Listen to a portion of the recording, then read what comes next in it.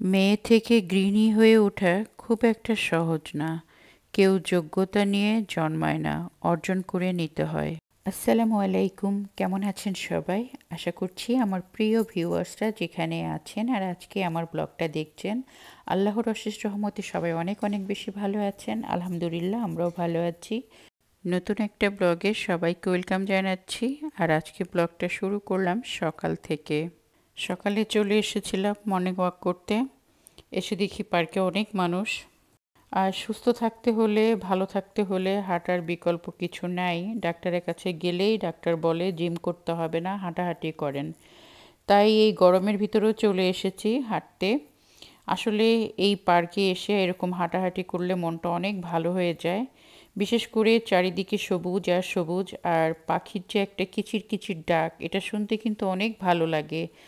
আর পার্কে কিন্তু সকালের পরিবেশটা একটু অন্যরকম থাকে, নিরিবিলি থাকে। আর সূর্যটা একটু গাছের ফাঁক দিয়ে এসে একটু সবুজের উপরে পড়ে, দেখতে কিন্তু ভালোই লাগে। তো পার্কে হাঁটাহাঁটি করে বাসায় যাব। বাসায় যেয়ে সকালে নাস্তাটা রেডি করব। আপনাদের ভাইয়া যেহেতু আজকে বাসায় আছে, ভাবলাম একটু ওকে ওর পছন্দের একটা নাস্তা বানিয়ে খাওয়াবো। হাতে বানানো রুটি আর ভাজি। আর আজকে ভাজিটা করেছিলাম আলু ভাজি, আর কচি লাউ নিয়ে এসেছিলাম, সেই লাউয়ের খোসাটা দিয়ে ভাজি করেছি। খেতে কিন্তু অনেক মজা হয়েছিল। তো আজকে সকালের নাস্তায় আমাদের মানে আলু ভাজি আর এই যে রুটি, এই হচ্ছে আজকে। অনেক কষ্ট করে রুটিটা বানিয়েছি, কারণ হাতে বানানো রুটি বানাতে কিন্তু অনেক কষ্ট, খেতে মজা। তো অনেক দিন পরে আর কি রুটিটা বানালাম। আর আজকে একটু আজমান সিটিতে যাব। ওখানে আর কি গ্রোসারির বাজারগুলো আছে, করব। বিশেষ করে তরকারি সবজির বাজারটা ওখান থেকে করলে ভালো, কারণ বাংলাদেশে অনেক সবজি ওখানে পাওয়া যায়। আর মুরগি, হাঁস, গরুর মাংস সব কিছুই পাওয়া যায়। তো আজমান সিটিতে যাব, কি কি বাজার করি সেগুলো আজকে আপনাদের সাথে শেয়ার করব। সোনার থেকেও দামি একটা জিনিস কিনেছি, সেটাও আপনাদের সাথে শেয়ার করব। সোনা যেমন একদম অ্যাভেলেবেল পাওয়া যায় দুবাই শহরে, ওই জিনিসটা এত সহজে পাওয়া যায় না।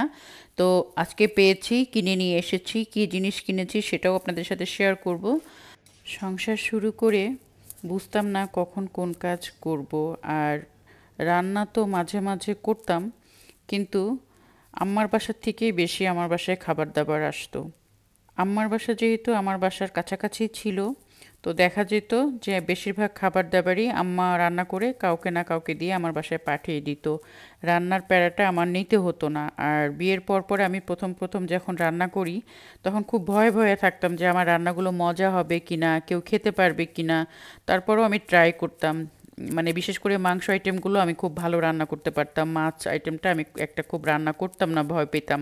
আর এখন মাছ রান্নার থেকে শুরু করে মাংস, পোলাও, বিরিয়ানি, এমন কোনো কিছু নাই যা বাসায় আমি নিজে রান্না করি না। আর আমার রান্না খেয়ে মাশাল্লাহ সবাই কিন্তু বলে অনেক মজা হয়েছে। একসময় এতটাই ভয় পেতাম রান্না দেখে, আর সেই মানুষ এখন সারাদিনই রান্না করি। আর এখন নিজের সংসার, বাবা মায়ের সংসার, হাজবেন্ডের আত্মীয় স্বজনদের কী লাগবে, কি করতে হবে, নিজের বাচ্চাদের খেয়াল রাখা, এখন আর কষ্ট লাগে না। সব কিছুই একা ম্যানেজ করতে পারি। বিয়ের আগে যেই কাজগুলো করতে পারতাম না, বিয়ের পরে কিন্তু সেই কাজগুলো একা একাই শিখে গিয়েছি। আমি যে সব কাজ পারতাম এমনটা নয়, তারপরও শ্বশুরবাড়ি গিয়ে রান্না করতে বসতাম। ভাবতাম আমি রান্না করলে যদি একটু সবাই খেয়ে প্রশংসা করে তাহলে আমার ভালো লাগবে, আমি খুশি হব। তারপরও আমি চেষ্টা করতাম, মাঝে মধ্যে রান্না করতাম, খেয়ে যখন সবাই ভালো বলতো আমার কাছে অনেক ভালো লাগতো। এভাবেই আর কি আমার রান্না শুরু, এখন পর্যন্ত চলছে। আর আপনাদের সাথে কথা বলতে বলতে দেখতেই পাচ্ছেন একদম গ্রিন, এটা হচ্ছে ইলিশ মাছ দিয়ে আমি আজকে লাউ পাতার ভর্তা করেছি।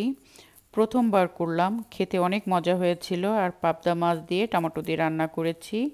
এখানে কচুরমুখী দিয়ে, পুঁইশাক দিয়ে, চিংড়ি মাছ দিয়ে করেছি, আর ভাত। এটাই ছিল আজকে দুপুরের আর কি মেনু, আপনাদের সাথে একটু শেয়ার করলাম। তারপরে ঘরবাড়ি তো প্রতিদিনের মতো একটু গুছাতে হয়। আর ঘরবাড়ি গুছানো থাকলে দেখতেও ভালো লাগে। রান্না করার পরে যদি রান্নাঘরটা সুন্দর করে ক্লিন রাখা যায়, মনে হয় যে ঘরের অর্ধেকটা কাজই হয়ে গিয়েছে। আর রান্নাবান্না শেষ করে কিন্তু আমি প্রতিদিনই কিচেনটাকে একদম সুন্দর করে গুছিয়ে তারপরে আমি কিচেন থেকে বের হই। তার সাথে আমি কিন্তু ঘরগুলোকেও একটু খেয়াল করি যে আমার কোনো জিনিস এলোমেলো হয়ে আছে কিনা। কারণ এলোমেলো জিনিস আমার একদমই পছন্দ না। যে কোনো কিছুই একটু কষ্ট হোক কিন্তু গুছানো থাকতে হবে। রান্নাবান্নার পাশাপাশি সংসারের অন্যান্য কাজগুলো কিন্তু খুব সুন্দর করে গুছিয়ে করতেই আমি বেশি পছন্দ করি। আর আজকে আপনাদেরকে সাথে করে নিয়ে যাব আজমান সিটিতে। আমি দুবাই থাকি, দুবাই, শারজা, তারপরে আজমান সিটি। আজমান সিটিতে যেয়ে আজকে সোনার থেকেও দামি একটা জিনিস কিনে নিয়ে এসেছি। কী জিনিস কিনেছি সেটা তো অবশ্যই আজকে ব্লগে আপনাদের সাথে শেয়ার করব। আর আজমানে আসলে এটা হচ্ছে এসি মার্কেট। এখানে কিন্তু সমস্ত বাঙালি খাবার পাওয়া যায়, সবজির থেকে শুরু করে মাছ মাংস সব কিছুই পাওয়া যায়। তো এক জায়গাতে আসলে আর কি অনেক কিছুই কেনাকাটা করা যায়, বিশেষ করে যে আমরা বাংলাদেশি মুড়ি, চানাচুর, তারপরে চিংড়ি মাছ, রুই মাছ, এগুলো কিন্তু এখানে পাওয়া যায়। আমরা আজমানে আসি মেনলি তরকারির জন্য। একদম বাংলাদেশি তরকারিগুলো সব পাওয়া যায়। যেমন এই দেখেন এখানে আমড়া আছে, কদবেল আছে, পেঁপে আছে, মূলা আছে, পটল আছে, চিচিঙ্গা, ঝিঙ্গা কি বলে এগুলো সবই আছে, কোনো কিছু বাদ নেই। কাঁকরোল আছে। আমি এখান থেকে সব কিছু একটু একটু করে নিচ্ছি। আর এই যে দেখেন, সব থেকে দামি জিনিস হচ্ছে লাউ পাতা আর এই যে মিষ্টি কুমড়া পাতা। আসলে এগুলো সোনার থেকেও দামি একদম, মানে স্বর্ণ তো দোকানে গেলে পাওয়া যায়, কিন্তু এগুলো কিন্তু বিদেশ বাড়িতে খুব কম পাওয়া যায়। দুবাই শহরে কিন্তু চাষবাস খুব কম হয়, এগুলো বাইরের থেকেই আসে। আর বাংলাদেশি মানুষ আমরা বাংলাদেশি সবজি দেখলে আর ঠিক থাকতে পারি না, হরেক রকমের সবজি কিনে ফেলি।